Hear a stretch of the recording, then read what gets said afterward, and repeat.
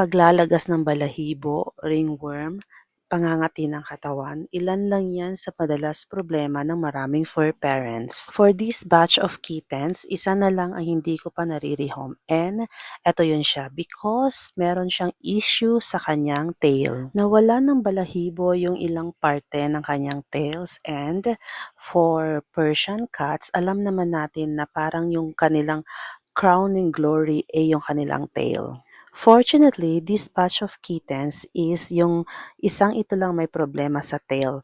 The last time, yung iba meron pang mga pocknut dito sa kanilang mga katawan. In my experience so far, sa kitten lang ako nakaka-encounter ng ringworms and etong nawawalan ng balahibo sa tails. Wala pa naman akong experience with my adult cats. Good thing I found these anti-ringworm drops dito sa TikTok. And ang kagandahan nito, nagpo-promote na din ito ng fur growth. So lalagyan ko ito ngayon ng anti-ringworm drops and ito nga palang brand ang napili ko, Casual Pet, because proven and tested ko na ito.